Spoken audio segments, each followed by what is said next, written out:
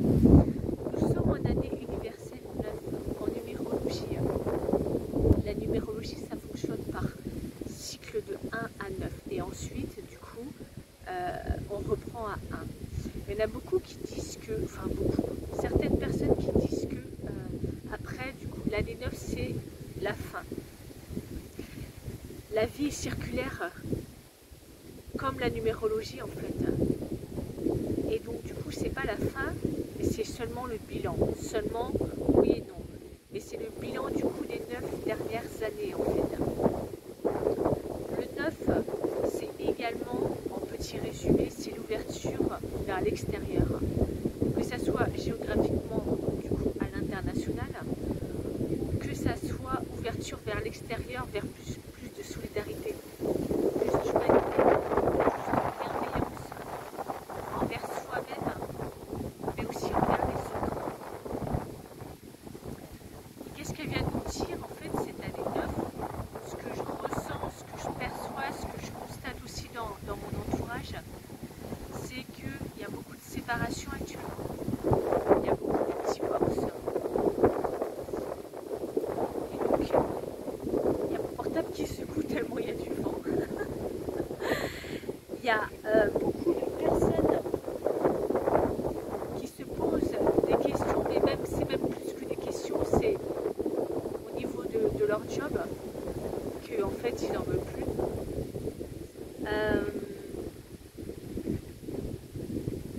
Moi aussi je le constate dans ma vie et je le constate aussi au niveau énergétique. Clairement c'est l'année 9, c'est pas à proprement dit l'année du changement. Clairement. Sauf si pendant 9 années ou les années précédentes, on n'a pas fait de bilan sur soi-même, sur sa vie. On s'est mis la tête dans le sable, et c'est ce que je dis aussi à mes clientes. On s'est mis la tête dans le sable, on se voile la face. Pour certaines ou certains, c'est l'année de la machine à laver. De façon en mode accéléré, en mode essorage, ou en mode ok, il y a des petites turbulences et du coup là je vais bien et puis après hop là, et puis ça dépend de ce que tu en es dans ton cheminement en fait. Moi c'est juste ce que je voudrais te dire là clairement, et d'ailleurs je fais le lien avec ma précédente vidéo qui s'appelle, enfin le début c'est bilan de mi-année 2025, je t'invite à l'écouter parce que du coup j'ai mis des questions qui te permettront d'avoir plus de clarté en fait dans ta vie et je l'espère de prendre des décisions. Je ne veux pas être dans un état d'esprit d'inquiétude,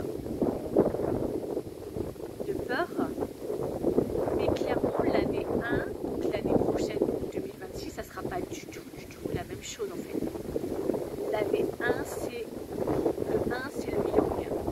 Donc c'est chose, je m'affirme, je prends ma place et je pose les actions en fait. Parce que du coup, la vie m'apporte énormément d'opportunités. Donc je pose des actions par rapport au bilan que j'ai fait en année 9, mais aussi en année 7, puisque l'année 7 aussi c'est une année de remise en question. Enfin, les 3 dernières années sont super importantes, de toute façon que ce soit 7, 8 ou 9. Si tu ne le fais pas maintenant, en année 1, c'est pas une machine à laver que tu vas ressentir. C'est un tsunami en fait.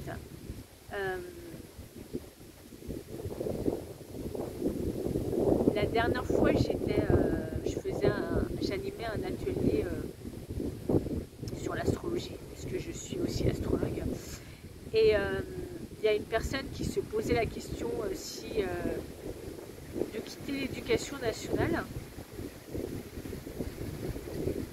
Elle le sentait déjà depuis plusieurs mois, elle le savait, mais en fait les peurs reprennent le dessus en fait, sur ok, comment je vais payer mes factures,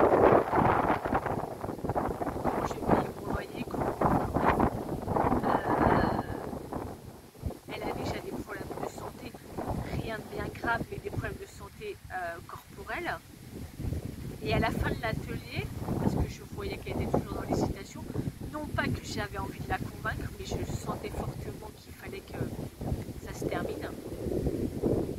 Je lui ai dit: quelle estime de toi-même as-tu?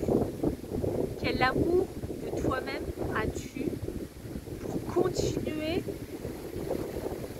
à t'infliger, en fait,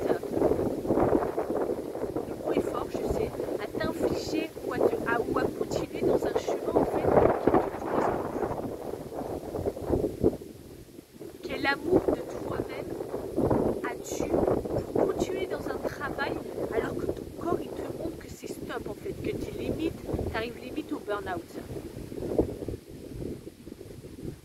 Et là, elle m'a dit, ça secoue. Je lui ai dit oui, c'est des questions existentielles. Et j'ai fait exprès de lui poser ça pour créer un espèce d'électrochoc. Donc je t'invite aussi à te les poser. C'est des questions existentielles, mais c'est des questions aussi importantes à se poser au quotidien. Et mais parce qu'en fait, à partir du moment où tu es avec quelqu'un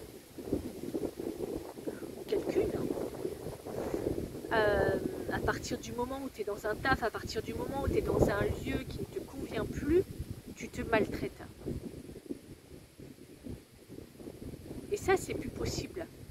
Et ça, c'est plus possible, c'est comme faire l'autruche en fait. Là, énergétiquement, on le sent qu'il faut amorcer un changement, qu'il faut l'impulser. On sent aussi que voilà, il fait très chaud, des fois avec du vent, beaucoup de vent, pas comme aujourd'hui en l'occurrence, comme de la pluie qui vient d'un coup et de façon, ça percute, même de la grêle. Donc c'est une année de remue-ménage, mais pourquoi? Parce qu'on ne sait pas poser les réelles questions avant en fait. Donc qu'est-ce que tu décides de faire maintenant dans ta vie? Quelle décision tu actionnes, tu enclenches?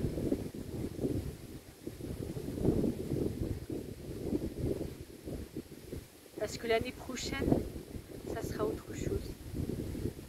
Et ça va taper dur.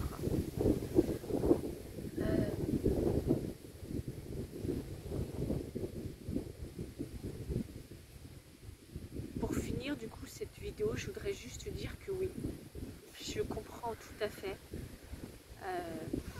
J'ai vécu une grosse transition de vie de 4 ans. Où moi tout s'est cassé la figure dans ma vie, clairement. Que ça soit au niveau sentimental, professionnel, lieu géographique, tout, et j'étais complètement perdue. Et quand on est dans cette transition de vie, en plus on est ce que j'appelle les fesses entre deux chaises.